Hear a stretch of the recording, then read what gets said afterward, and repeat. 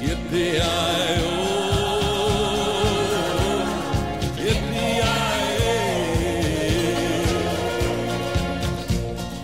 Ghost riders in the sky. Welcome to the C List. I'm Aaron. And I'm Josh. And today we'll be looking at the film Snakes, or Python 2 if you live anywhere other than the UK. Yeah, we don't actually know why it has the title Snakes, Mankind Has Found a New Enemy, but we can both agree on the fact that that is possibly the worst title for any film ever. And let's face it, the title is representative of the film itself. Firstly, when I bought this film, I did not know it was Python 2. I looked everywhere for said Python 2, but in the UK, doesn't seem to exist. Found a film called Snakes, looked interesting, found out that it had a man called Philip Roth, who you may know from our first review, who worked on giant snake films, and then found out that this is actually the sequel. Yeah, the only thing that actually connects Snakes, or Python 2, elsewhere in the world, to Python 1 is the fact that it features William Zabka as the same character who's just had a promotion from the last film.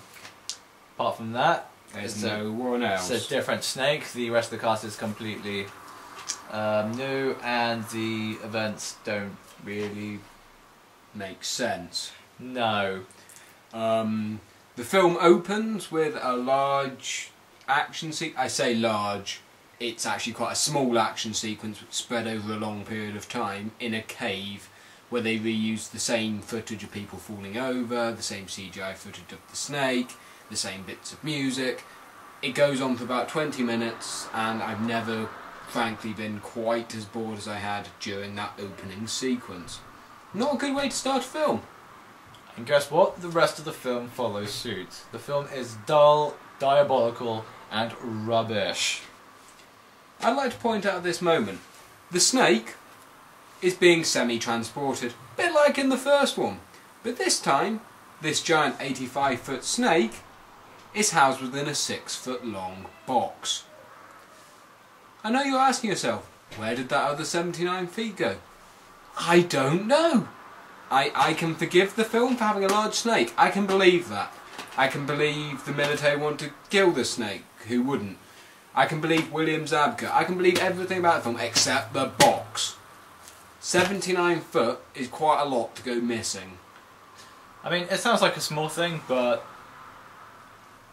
breaking the laws of physics really ruins the movie for me, especially when no one else is able to, you know, break the laws of physics in any way. It's just that one box issue.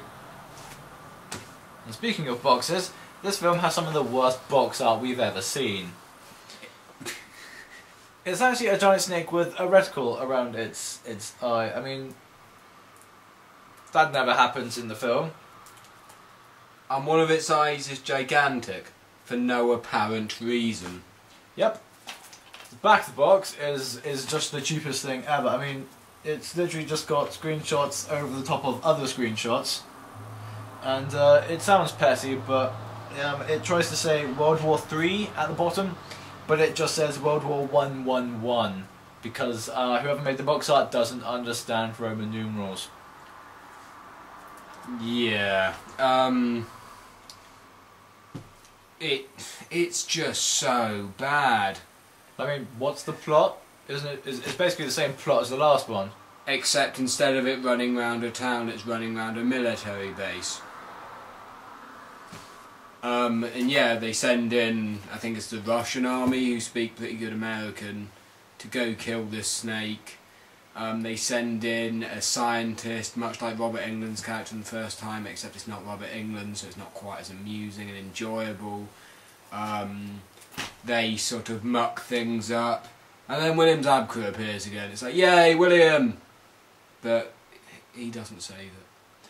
He is probably the best element of the film, which isn't really saying much, to be totally honest. I mean, his performance was pretty average. Everyone else's was terrible, and the CGI was terrible. The script and the dialogue are terrible. The pacing is terrible. it's not worth seeing at all, even if you like the first film and you like every other film about giant snakes. This one is one of the worst films I've ever seen.